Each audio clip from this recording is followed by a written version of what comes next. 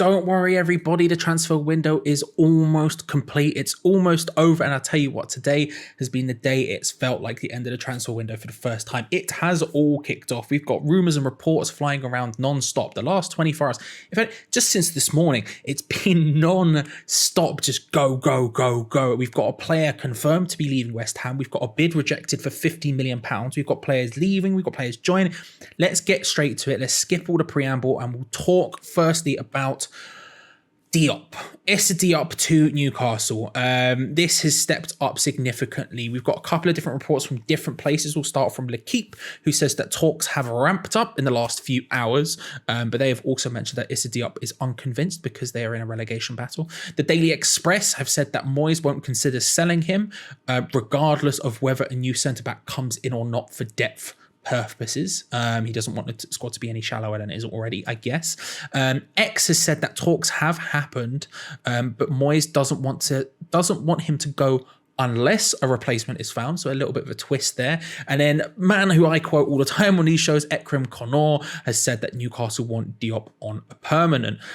So putting that all together, what we've got here is Newcastle trying to sign Issa Diop permanently. There has been a lot of rumours over the last over the last couple of days, about various different bids breaking down for Newcastle, various different centre-back talks breaking down. And so they've clearly got to the point on their list where, Diop's the guy.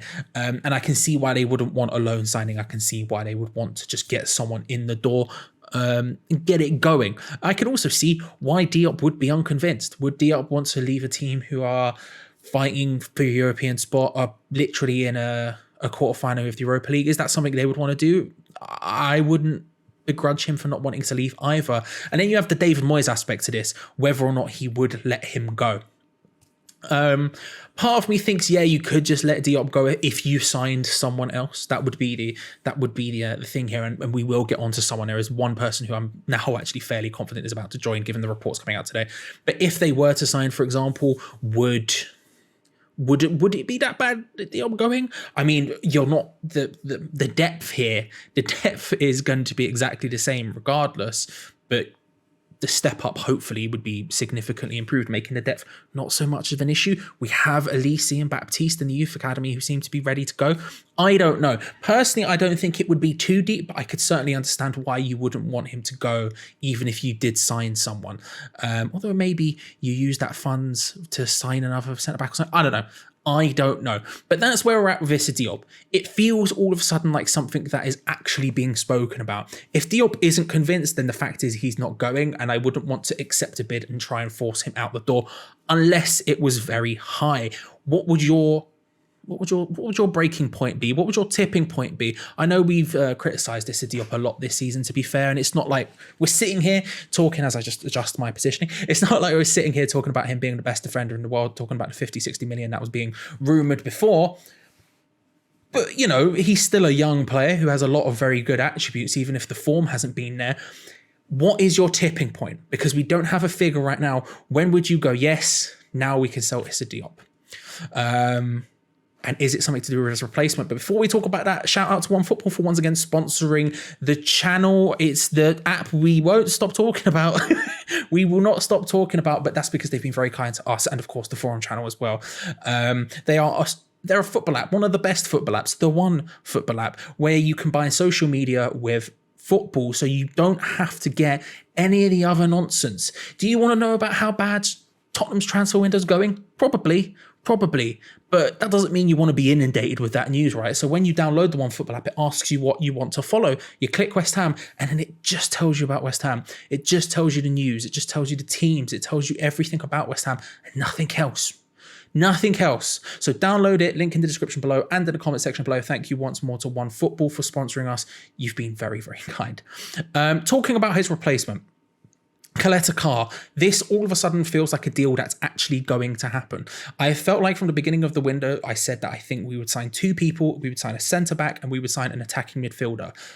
Whether or not that centre-back is Caleta-Car, I've been flipping backwards and forwards on it. It might be Nat Phillips, it might be Tarkowski, but now all of a sudden there has been a flurry of reports, which I'm going to break down from different outlets, which will break down outlet by outlet like we did with Diop, because there's a lot going on here, both from the French side, where Marseille are concerned, and the English side. Now, L'Équipe are reporting that West Ham made a loan offer with an option to buy. Very West Ham. But Marseille weren't on it. They weren't interested. They're not having it. They don't care for you. They don't care for you in your loan offer, right? They want to sell permanently. The Mail Online reported that Marseille have dropped their asking price to £15 million. It was at about 20 before. And that West Ham, quote, remain keen despite the loan offer being rejected. L'Équipe de Sort. L'Équipe de Sort is what I'm going to say. It's a TV show that L'Équipe do. They reported on there that Marseille are, quote, about to register the sale of Caleta-Car. He is to be sold to West Ham, making it seem like these talks are a lot more advanced than we think they are. Like this is happening, not just, this is happening. Bifoot, which is how I'm going to pronounce it because it's French, or B-Foot. They're a French news site. Quote, on the verge of signing for West Ham is Caleta-Car.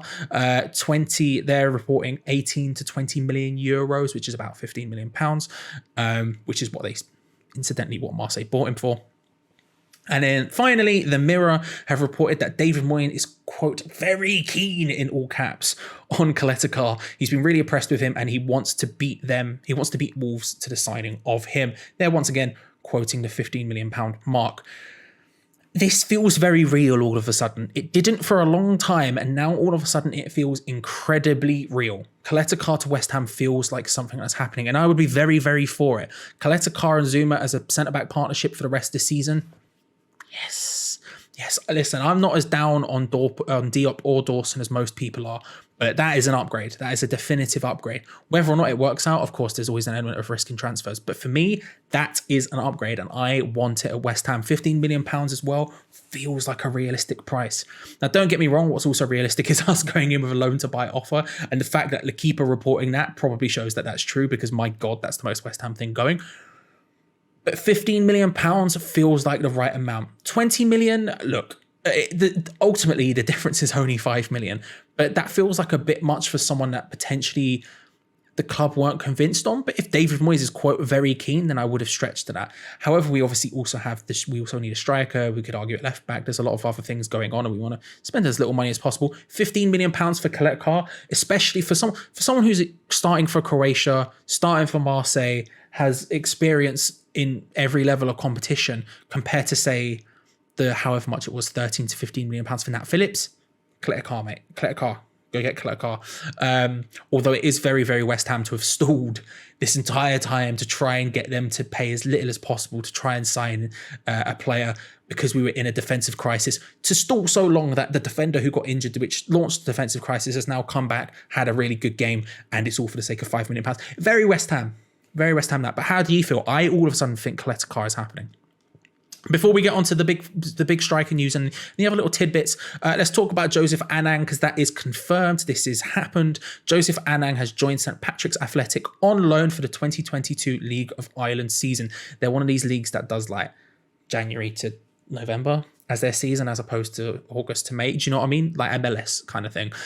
He was on loan at Stevenage. The first half of the season, he played 18 times for them. He was recalled in January, and now he's off to Ireland until November 30th, 2022. A decent side in Ireland, St Patrick's Athletic. They finished second, but also won the cup, which means they will be playing in the Europa Conference League, or at least the first qualifying round, which means, in my mind at least, they're as big as Tottenham.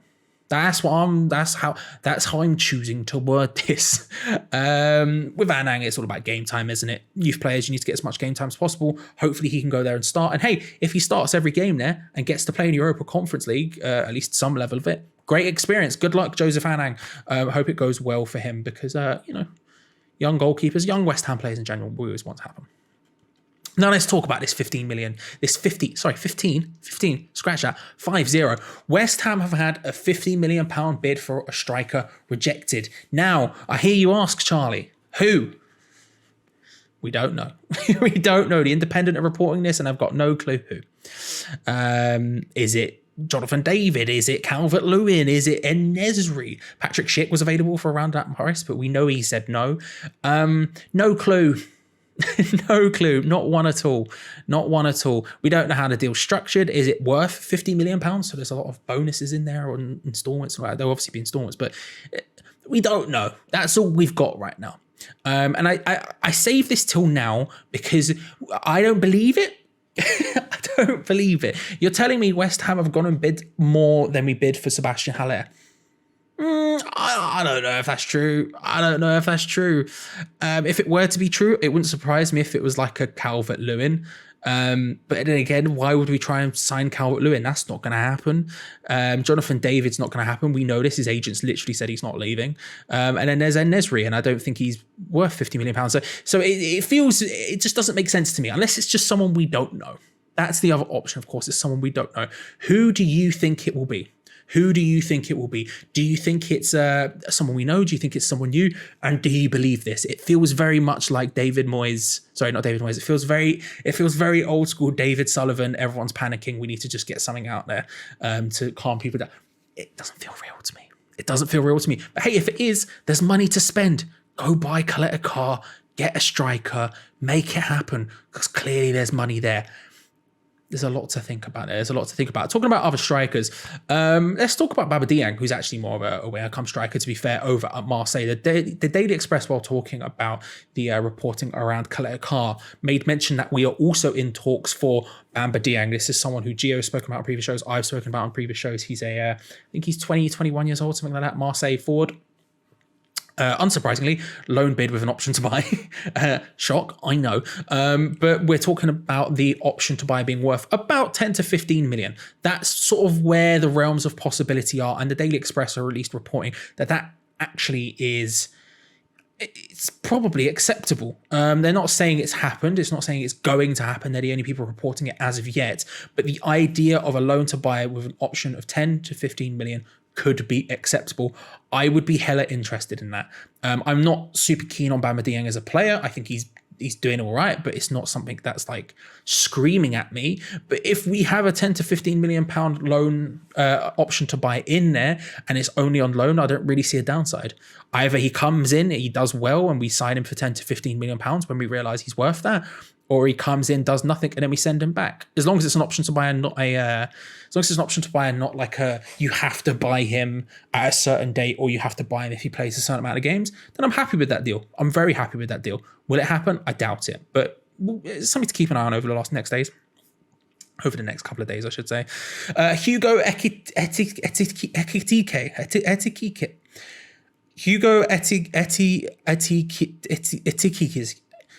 The standard Reims striker who Gio has spoken about previously, spoke about in the video with Darmesh a couple of days ago. Sky Sports, and actually this report is coming by way of Lyle Thomas and Hammers Track regular Darmesh, by the way. Sky Sports are reporting even that West Ham are indeed interested. Sources are saying that talks are underway between West Ham and Reims for Hugo Ekitike, and that Newcastle looked into signing him earlier in the window, and it didn't go well for them. I think we can write this one off, personally. He's a decent player. He's doing very, very well this season. His goals are looking good. If you look at his stats, the underlying stats maybe suggest he's getting a bit lucky in that sense, and that he shouldn't be scoring as much as he is. But some of his other stats are very, very good. I'd have to go back and read it. I've looked into him. There's been enough rumblings to where I've been interested in stuff going on, because I don't think I've ever seen him play. But his stats aren't bad. They're not bad. They're not great. They're not bad, though. They're not bad. They're just not unreal. But the comparison that Gio has made is that this is another deal similarly to the one Leicester pulled off when they signed the centre-back, whose name is now gone. He's French. We can just Google it. I'm at the computer. The Leicester centre-back who they signed from France, who we were also heavily interested in, but we decided not to go for it for whatever reason. And it turned out he joined and he was really flipping good. Fofana. I knew that off the top of my head. He said, lying. Gio's compared it to the Fofana deal, where we wouldn't go for it because it was a high transfer fee for someone who's relatively unproven, even though everything was screaming that this guy was the real deal. He joined Leicester and he was the real deal. I'm not as convinced as Gio is on Hugo Ekitike. Is how I'm going to, I think I nailed that one. I apologize, Hugo. I'm uncultured. I'm an uncultured swine. But yeah, I think we can write this one off. If the price rumours are true of about 20+ million, then I can't see West Ham spending that on a relatively unproven player. We'll see. We'll see. I don't think he'll be at the top of the list, is what I'll say. And then the last deal to talk about here is something completely unrelated to West Ham until the end, where there's a little twist. Luis Díaz, or Luis Díaz, as you might want to say, has joined Liverpool. Scenes, good for him. Big thing, Liverpool, they need a bit more backup. They're obviously looking to start refreshing that front line they've got, because all of them are coming out of contracts. They're going to probably lose some, get some in. They've spent big money on him. Forward player, plays in that front three for them.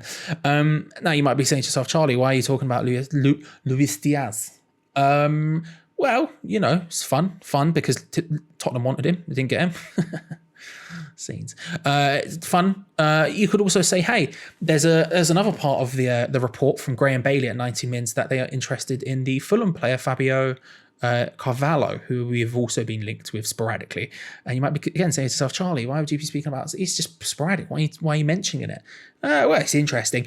But the bigger part is that Graham Bailey at 90 Minutes has a reported, I don't know how you want to word this one, but basically said that this could indeed pave the way for Minamino and, more importantly, Divock Origi to actually leave Liverpool. We know how FSG work. They're very money oriented. They're going to want to recoup some of these costs that they've spent on Luis Díaz, which is a lot. It's probably past 40 something million they've spent on Porto.